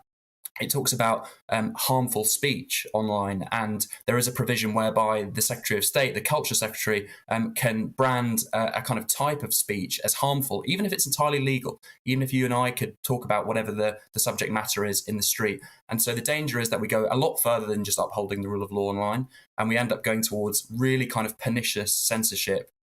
We saw it a lot during the pandemic. There were lots of examples of high-profile academics. Even at Big Brother Watch, we had a YouTube video taken down just talking about the kind of public policy area of vaccine passports. This bill is going to make all of that big tech censorship state-backed, and it's only going to get worse. Let's have a listen, fellas, to what Liz Truss said about this week, because obviously we've all got areas that we're interested in when we hear these potential prime ministers talk. And this is what Liz Truss had to say about the online safety bill. What I want to make sure the online safety bill does is protect the under 18s from content that is damaging. I very strongly agree with you, though, where it's about adults being able to speak freely, they absolutely should be, and it should be the same online as offline. That's a really important principle, and I'll make sure that the online safety bill does reflect that. Now, Alan, I took that to mean if you're going to protect the under 18s, you need them to personally verify themselves online. That, for me, sounds like a slippery slope to absolutely every single one of us having to declare our identification via digital means. Is that how you read it? It's absolutely what the problem is with this. Digital ID to verify who you are. Let's say there's a couple of very problematic things. One thing we have to say, in the world some bad things happen. We have laws, as Mark says. Parents have to take a role here. And indeed, there are some really, truly terrible things. But as adults, we face the prospect that if we try to eliminate what someone thinks is a harm, we end up suffocating everything. We should just remember the thing about police resources as well. Only 2 weeks ago, the Bad Law Project saw a situation where Harry Miller and Lawrence Fox ended up going along and 8 police officers arrested a veteran for reposting something that had been on social media already. Now, that's before the online safety bill, when big tech companies, and we should be clear about this, the government are cowardly and dishonestly outsourcing censorship. They're saying they don't want to do it. They're going to mandate it to big tech.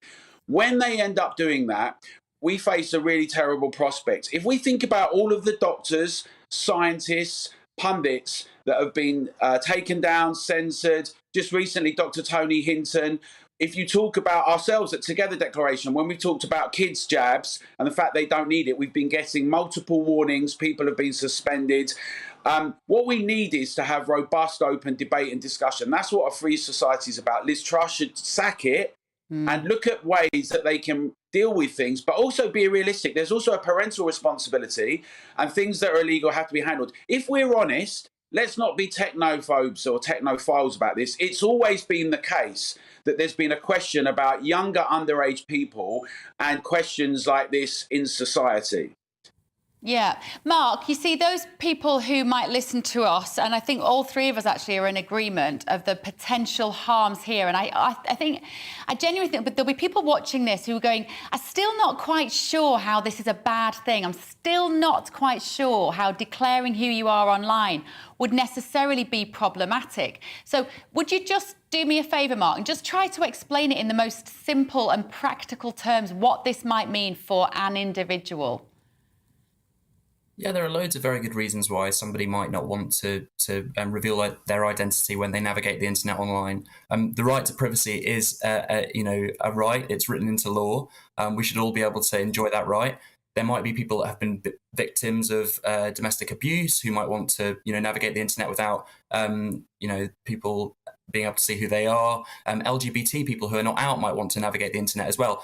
Whistleblowers, journalists. There are loads of reasons. So. The kind of ID element in this bill is also there. It's looming. It hasn't had a great deal of attention so far. It needs a great deal more. And I think this is a real opportune moment for the bill to be completely overhauled. And it's not just the free speech elements, as you say. There are all sorts of really damaging elements of this bill which could really threaten civil liberties in this country. Yeah, Alan, last word to you. It's just going to be all about control, isn't it? If that's what people are, if it's hard to understand some of this tech stuff, we're not Luddites. We all want to move into the future with technology playing a part in our life, whether we like it or not. That's how we're going, isn't it? But, we're going to be beholden. We're going to be tech zombies. The first thing is about ID. We already have digital ID now in the UK. Now, in and of itself, it might not be problematic, but privacy, autonomy and freedom and the right to not be surveyed by the state and controlled is paramount. We're seeing internationally that the digital IDs and digital health passports are being implemented. In fact, the WEF and the WHO, they've got 194 countries that are linked to it. There's a deal with T-Systems already in place. Domestically, we need to assert our sovereignty and our ability to move freely without being asked for our ID all the time. Show me your papers. That means online as well. And the way we do that is that people have their voices heard in their constituencies. If we start allowing a common denominator of people feeling like they're offended or somehow distressed or lawful but harmful, very soon, this TV station will not be able to broadcast anything. No one will be able to say anything because everyone can be offended about something. And that is a dire risk to us that we need to challenge. It needs to be overthrown. We should stand together on it. Yeah, beautifully put. Thank you, gentlemen. Mark Johnson there from Big Brother Watch and Alan Miller, co-founder of the Together Declaration. If you want to see a bit more of what those two do, it is really important work. You can find them both on Twitter. Right, after the break, more police misconduct, would you believe it, as a police officer sent naked pictures of himself to a sex assault victim. I'm going to be discussing more on this story after the break. See you in a minute.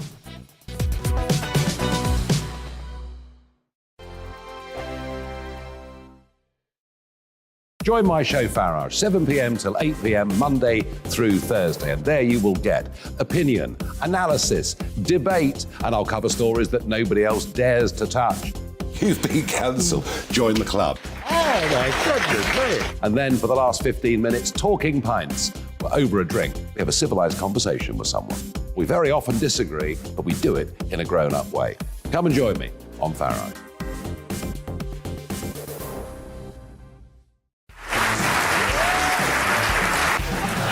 My name is Andrew Doyle. Join me every Sunday evening at 7 p.m. for Free Speech Nation. This is a show where we address current affairs and news stories of the week with the help of two wonderful comedian panellists. I brought in comics because I want to give it a lighter edge, and also they work for less. See you there.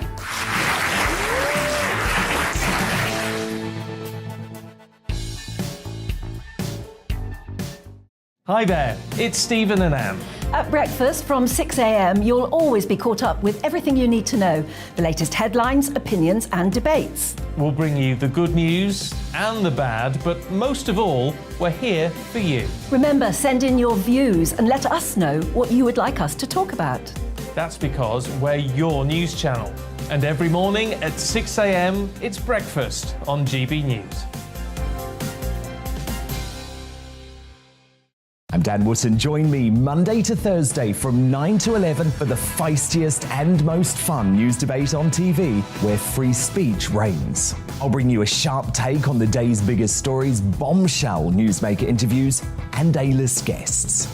And I guarantee you, no spin, no bias, no censorship, and no reason to go to bed. That's Dan Wootton Tonight, Monday to Thursdays from 9 on GB News. Join me, Darren Grimes, for Real Britain every Saturday and Sunday from 2 p.m. A news hour that comes with a trigger warning.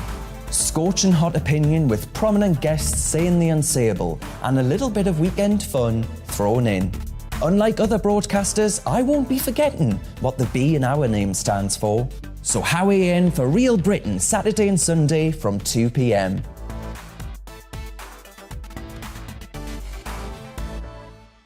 Hello, I'm Michelle Dewberry and you can join me every weekday 6 till 7 on Jubes and Kerr. Me and my panel will get stuck right into the day's events, and I can tell you, in fact, I can warn you, expect some robust debates, some strong opinions and perspectives from both sides of the fence. It's about you at home as well. I love to read out all of your comments, or at least as many as I can. So join me, Michelle Dewberry, Monday to Friday, 6 till 7 on Jubes and Kerr.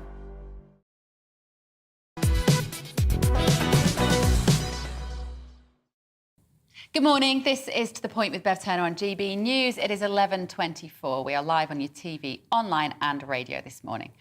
OK, another sex scandal for our police force has just been unearthed. 39-year-old Sergeant Rob Adams of the Sussex Police has been sacked after he sent a full-length nude photo of himself to a victim of sexual assault, after previously telling the woman he was so aroused by her short skirt that he would have sexually assaulted her himself. Unbelievable.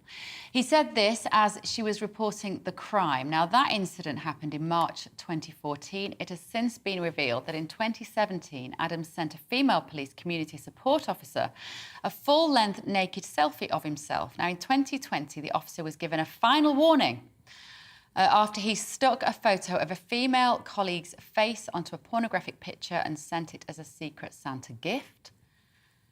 Then, after a disciplinary hearing, he was still there, he was finally sacked by Sussex Police. Now, joining me to discuss this is former Metropolitan Police Detective Peter Blexley. Peter, lovely to see you again. Thank you for giving us your thoughts on this.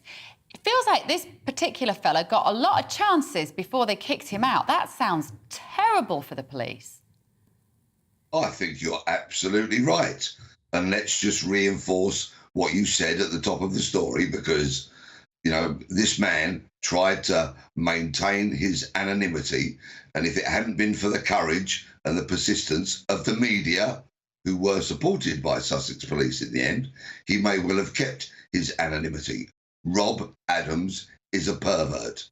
He was a police officer, and he abused that position to indulge in his own perverted sexual thinking and fantasies. It is a matter of great joy that he's been drummed out of the police, but really, it does ask the question, what are the police doing to police themselves and root out this abominable type of behaviour?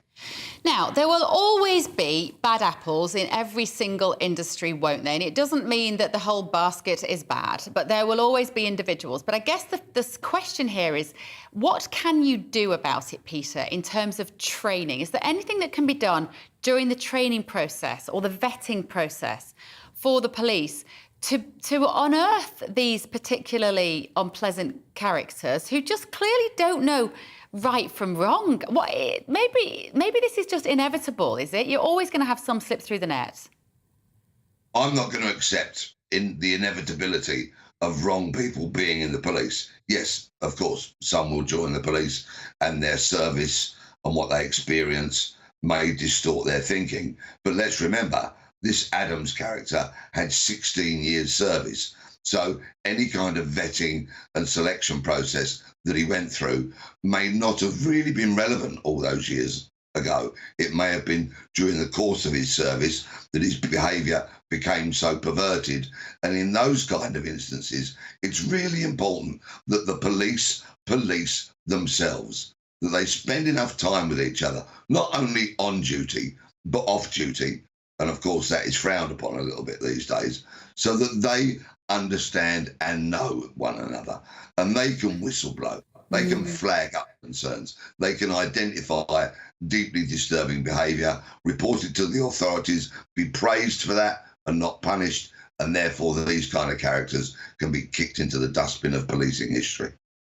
Every single day, there are negative stories in the media at the moment about the police. It just feels like it must be a very demoralising time as well for those police officers who work incredibly hard, who do arguably the most important job in this country, and must be getting out of bed every morning thinking, I don't know if I want to carry on doing this anymore.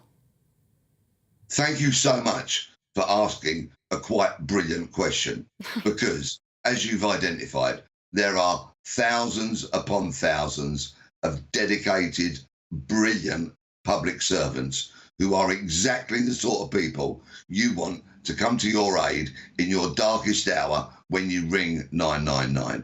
And those men and women, those courageous men and women, must not be forgotten. But the trouble is, as you clearly identify, there are negative stories about policing coming out every single day, and clearly things are not right. They have to change. There has to be a culture change. The policing has to look itself in the mirror and say, what are we getting so drastically wrong? How can we do it properly for the benefit of all of us, and moreover, for the benefit of the good men and women that still serve in policing? I have a family member in the Met, Peter, and one of my best friends is also a police officer in the Met. And when I talk to them just informally, it seems that they have to spend a lot of their time doing social work. They're dealing with mental health issues. They are dealing with troubled teenagers who, frankly, shouldn't be coming under the police radar. They've done nothing criminal, but they might be a danger to themselves or someone else. The police are going around mopping up all these social messes. And I think we should probably launch a bit of a defence for the fact that they are picking up the slack when other agencies are not doing the work, or they're not funded to do the work, or for some reason austerity and cuts has left them so depleted in terms of resources that the police now are so rarely actually going around investigating crime. You've nailed it. You have absolutely nailed the reason why the police are so despondent, downhearted and frustrated, because quite frankly, they go to work and some days they do nothing to do with crime, absolutely nothing, because they are dealing with vulnerable missing persons, for example, invariably children that have gone missing from children's homes, people in a mental health crisis. This has nothing to do with crime. I certainly know that I want my police to be focusing on keeping the streets safe, locking up bad people and investigating crime when it happens. But sadly, with so many other services in terms of social work, children's services being absent or stoutly refusing to work beyond 9 to 5, that these responsibilities are falling upon the police, and they really shouldn't do. Peter, what about voluntary police officers? Because they've always played a really important role, haven't they, in the service? I don't mind admitting, I think my mother was the first special constable, the first female special in the northwest of England many, many years ago. I grew up with my mum working as a volunteer police officer for 15 years, going out in the evening, dressed up in a uniform, and she took great pride in it, and I really admired her for doing that. It feels now like the voluntary police sector isn't given as much, I don't know, support, attention. Maybe it doesn't have the appeal that it used to have. Bless your mum for her valuable public service, unpaid as well. Yeah, special constables are really important to the police service. Never more so than today, because, of course, they bring such a wide range of skills from outside of policing into our constabularies. So they've never been more important.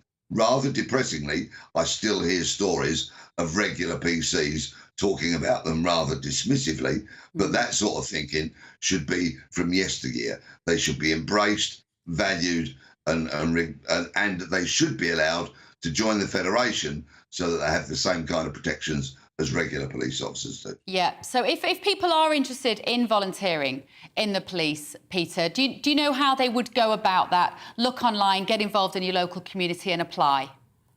Absolutely. Go online to your local police service, wheresoever you may be in the country. Go online, check out the recruitment process, and do you know what? I would urge you to do it, because you will give valuable public service and you'll be in a position where you could make a difference to people in their darkest hour every single day. All right, thank you very much there. Former police detective Peter Blexley. And I agree with what he says. You know, eventually my mum, she had 3 kids and we were all busy and she had to give it up. But I know she thoroughly enjoyed it. And, you know, I just want to echo what Peter said then about police officers who do the most important work. If we don't feel safe when we go out in the morning, there is no civilised society. So we need to give our police the most backing. And I thank you all for giving your service. I know it isn't easy.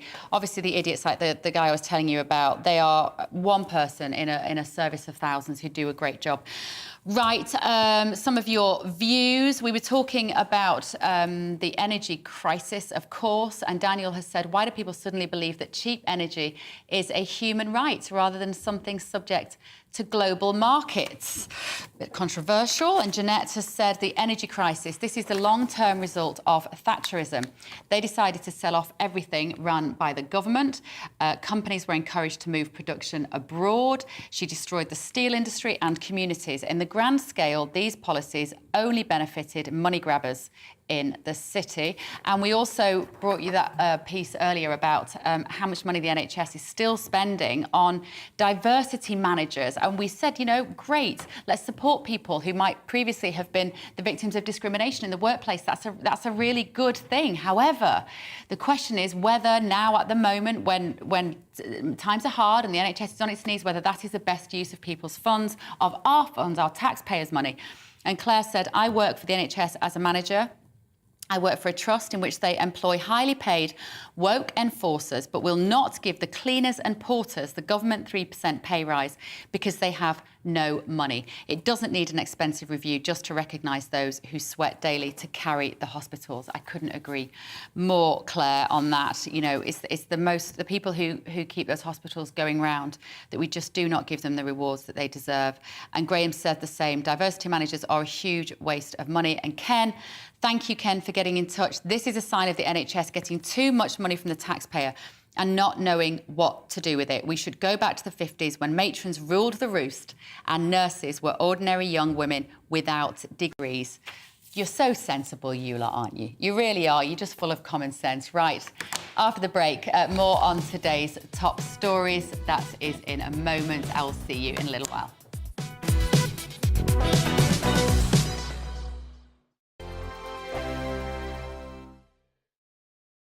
Join my show Farage, 7 p.m. till 8 p.m. Monday through Thursday. And there you will get opinion, analysis, debate, and I'll cover stories that nobody else dares to touch. You've been cancelled. Join the club. Oh, my goodness me. And then for the last 15 minutes, talking pints. We're over a drink. We have a civilised conversation with someone. We very often disagree, but we do it in a grown-up way. Come and join me on Farage.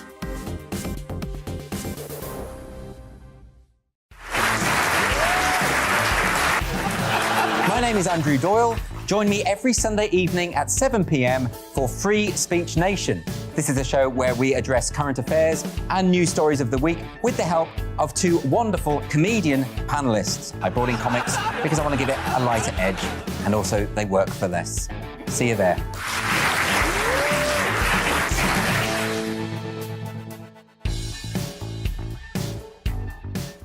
Hi there, it's Stephen and Anne.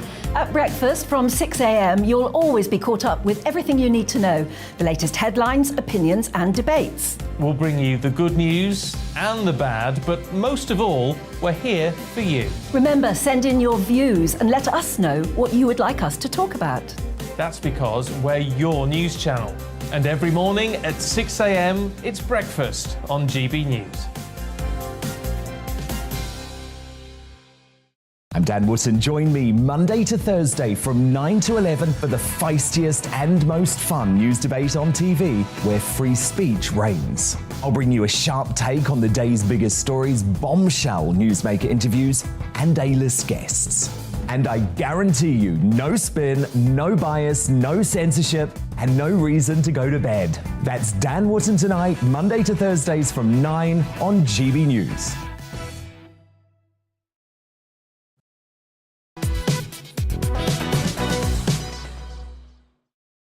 Good morning, I am Bev Turner. This is GB News. You're ever so clever for finding us. Now, in the last few minutes, Prime Minister Boris Johnson has spoken out on rising energy bills and what help the government can offer consumers. Have a look.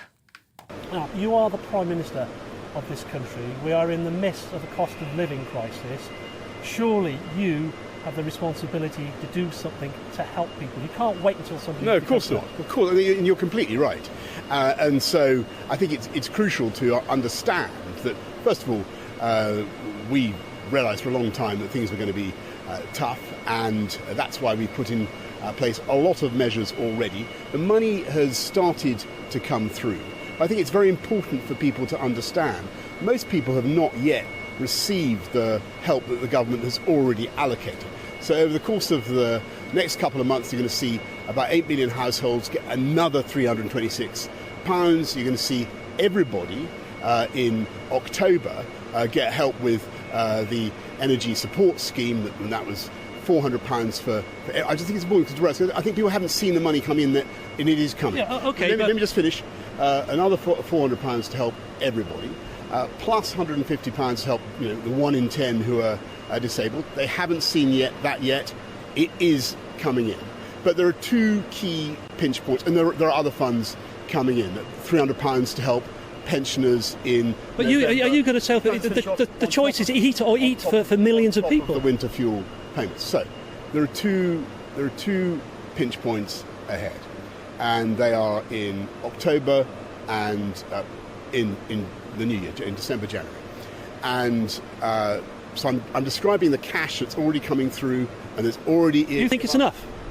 No, because what I'm saying is what we're doing in addition is trying to make sure that by October, by January, there is further support. And what the government will be doing, whoever is the Prime Minister, is making sure there is extra cash Is to it help too people. late to be waiting for the new people? Because No, shouldn't you get the two contenders in a room with you refereeing to act now? Because people are watching this. They want the Conservative government to do something because the straits are desperate for people. They're worried. Explaining that the cash is not only coming through now and has started to come through, but will continue to come through over the weeks and months ahead. But the people are saying it's not enough. It's not enough. And in addition, what we are doing is making sure that we have the fiscal firepower, we have the cash to help people more at those two key points, in October and in January. So whoever it is, whether it's a man or a woman, you're going to find that the new leader, the new Prime Minister... But people want something right now. They want it right now. Yes, I know. I don't think, with great respect, you've been listening, because the cash is not only coming in right now, but more is already due to come through. What we're talking about is extra cash for October and then for January. But what you've fundamentally got to do is make sure that you do some things to fix the energy markets. That's what we were doing yesterday, to make sure. What did you get from what did you get from that? Well, you have to wait and see. But I'm encouraged by some of the things that we're seeing from energy companies about more they can do to help consumers with staggering the payments, with making sure that some of the renewable companies and the nuclear companies, for instance, are making quite a lot of money at the moment. They could do more, we think, to help their customers. The other thing you need to do is make sure that we undo the mistakes of the past and have not just go for hydrocarbons, our own hydrocarbons in the North Sea. And again, we gave clear commitments to those companies. They need to get on and. But do you really understand how people feel? Because people haven't got any money. And then what you also need to do is ensure that you undo the tragic mistakes of the past and have nuclear capacity. And what this government is doing is now green-lighting nuclear energy when for the whole of the period of the Labour government, not a single nuclear power plant was started or commissioned. So we are doing stuff in the short term, in the medium term, and in the long term. And if you ask, what we're doing, here, let me just tell you, what we've done, thanks to the decisions that this government took, we have a robust economic situation in which actually we have virtually record low unemployment. Here at Broughton in North Wales, you've got an amazing company, employs about 5,000 people. Do you know they've come out of this pandemic in a position where they are actually able to increase their output of wings by 50% in the next couple of years. Hang on, I'm going to make the final point, which is going to drive jobs and growth for the future. And that will enable us, that will put us in a strong position to continue to do what we've done throughout the pandemic and beyond, which is to find the cash to help people in the way that this government has done. Let me repeat, we're putting 37 billion in now. That money will continue to arrive in the course of the weeks and months ahead. There will be more announcements in September, and those will address the key pinch points in October and in January. Just one final question in Wales, the blue wall seats. Do you feel you've let them down? Because there hasn't been much levelling up. On the contrary, if you look at what's happened in Wales alone, it's been an era of fantastic investment in infrastructure. Look at what we're doing in the A55, look at what we're doing with the North Wales Railway. I was just not long ago at a place called Penmaen Mawr, where we're looking at improvements to the station there. I think there are another 600 police here in Wales than there were before I became Prime Minister. You're seeing colossal investments, as I say, just in this factory here in Broad. Half of the airline passenger wings in the world are made. It's a fantastic thing. I'm glad you said that. It's a fantastic thing. Your mood is lightening. Here. You don't feel you've let Wales down. You don't feel you've let Wales down. And what is also happening is that thanks to the support that this government gave the airline industry during a very difficult time, £8 billion we put in, they're now coming out of it in a strong position. And this incredible factory, many of whose workers live in Wales, are going to be increasing their output by 50% to 2025. That's an amazing story. And it's because of that robust economic success that we are in a position to help people as we've helped them throughout the pandemic. We have the cash, we have the fiscal firepower to do it, whether you use more cash payments, whether you do it through universal credit, there will be a mixture of things that we will do. So people don't need to worry then?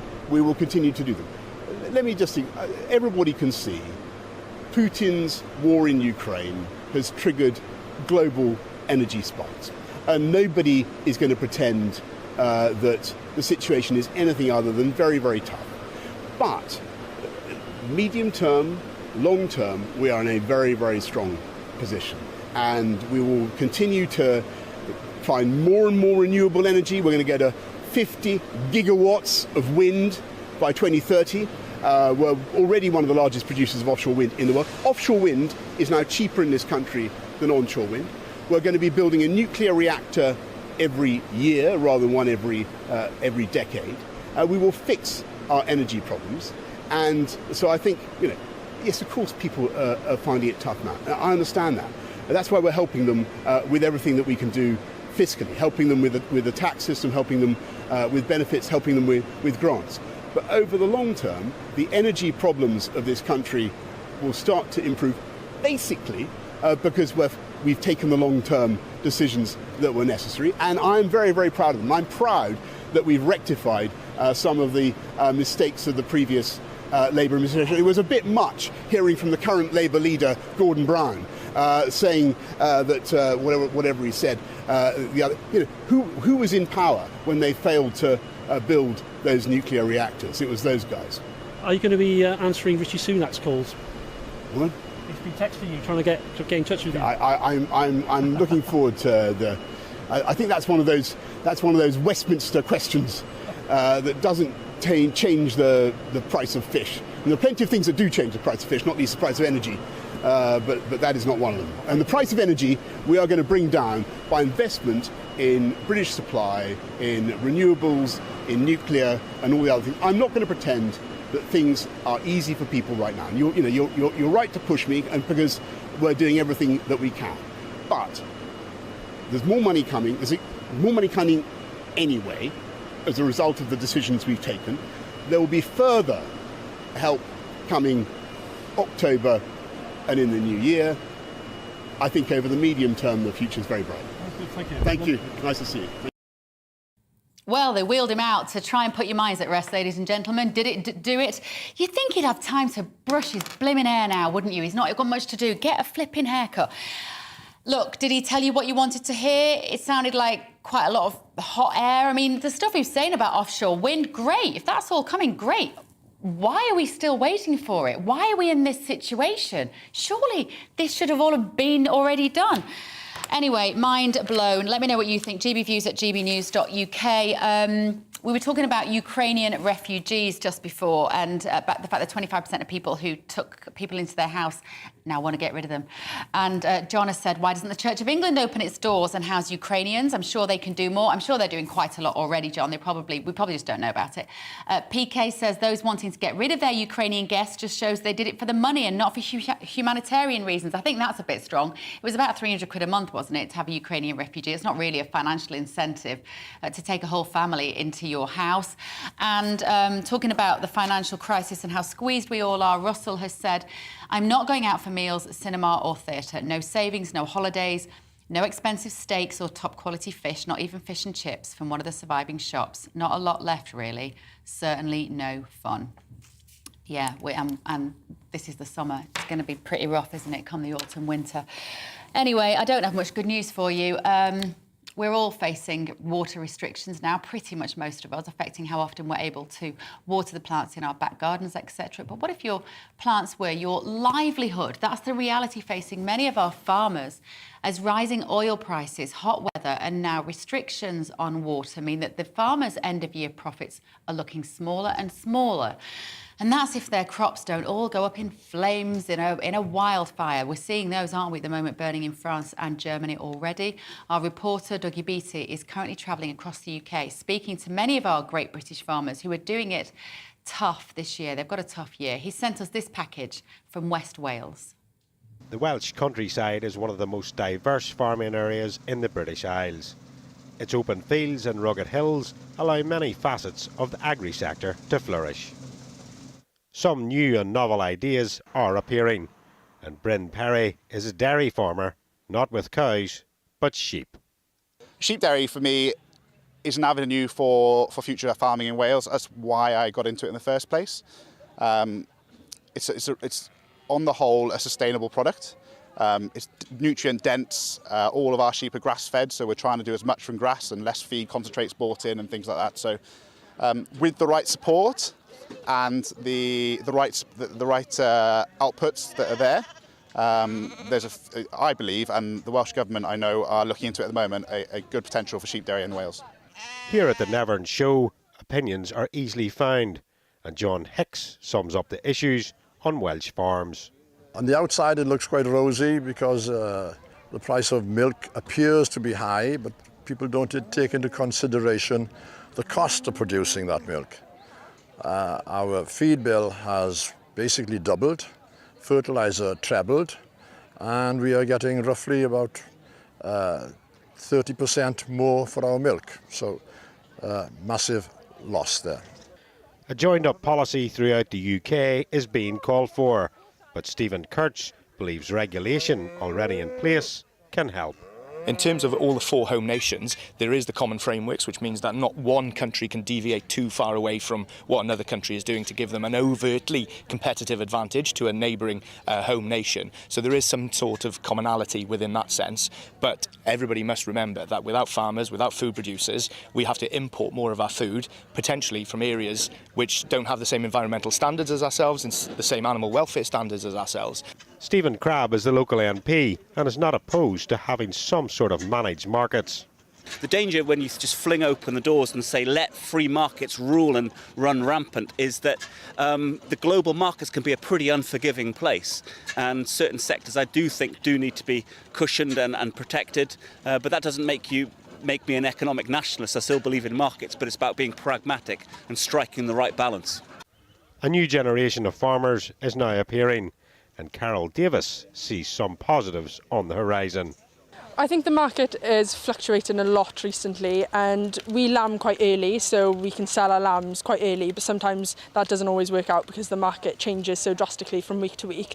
But I do feel like maybe we as young people or different businesses within the industry could be working at marketing, and I think this has been something that's going on for ages, but marketing the lamb is so important now.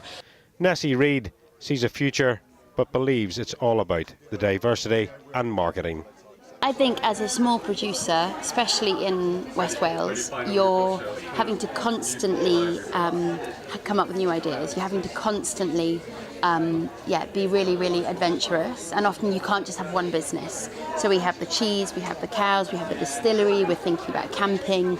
You know, it's this idea that if you're a farmer and you want to make money, you set up a camping business. It's very hard to be a small producer in West Wales, and so you're always needing to think about your social media, getting your message out, marketing. You might have the best product in the world, which we think we have, well, I think we have, but you have to market it, and if you don't market it, then you might as well be selling, popcorn. Dougie Beattie, GB News. Thank you, Dougie. Now, Dougie Beattie joins us from his next location at a farm in Kent. Good morning, Dougie. A beautiful day down there, but these hot weathers are not doing the farmers any favours, are they? I mean, they always seem to be so stoic when you talk to these men and women. They're so determined, they're so courageous, they're so resourceful, aren't they, trying to come up with different ways. But they must be also very demoralised by what's happening to their industry. Very much so. Kent is a beautiful place. I'm here. I'm basically melting where I stand. I'm in an orchard. This type of growing depends absolutely on water, more even than fertiliser, and that's a problem at the moment. Fruit will be very much smaller, but it won't be any less tasty. The one thing I must say to everybody, and please, yesterday I filmed the combine harvester that was on fire in a field. If you're out in the countryside, do not try to travel into a field. The long grass will catch the exhaust of your car and set it on fire. Be careful with glass bottles, etc. These crops are worth thousands of pounds, and it's too much carelessness that may cost our farmers dearly. Such a good point, Dougie. Thank you so much. I would add to that. Thanks. I love your packages. Thank you. I'll see you again soon. And don't throw any cigarettes out of car windows. Don't be an idiot, that's all. Right, that's it from To The Point for this week. I am going to be back on your telly at 2 o'clock, sitting in for Alex Phillips when I've had a bit of lunch. But up next, it is The Briefing. Hello again, I'm Aidan McGivern from the Met Office. Hot and sunny once again for the vast majority, with 35 Celsius possible in places today and tomorrow. A couple of exceptions, it will stay much cooler for the far north of Scotland with cloud, some outbreaks of rain here, although not a great deal, and some mistiness around North Sea, northeastern coasts, so eastern Scotland and northeast England will see some mist and low cloud, not everywhere, but certainly a signal for some of that to linger around these coasts, keeping things much cooler here as well. But elsewhere, it's sunny and it is very hot. Temperatures widely reaching 30 to 33 Celsius, and In the south, 34 or 35 Celsius are possible. The hot spot, I think, somewhere around the Midlands into the West Country and London. Into the evening, and there will be some outbreaks of rain close to the Northern Isles as well as the Outer Hebrides, but this will generally be light and patchy, and around these North Sea coasts once again, mist, low cloud, fog creeps in, but elsewhere clear spells and a very warm night to come, with temperatures in places staying up in the mid to high teens. The start of Saturday brings some mist around these North Sea coasts, and generally it will retreat back to the beaches, with most places inland seeing sunny skies. Some rain for a time for Shetland, but otherwise, although it will stay cloudy and cool in the north, most places are dry, and temperatures once again reaching 35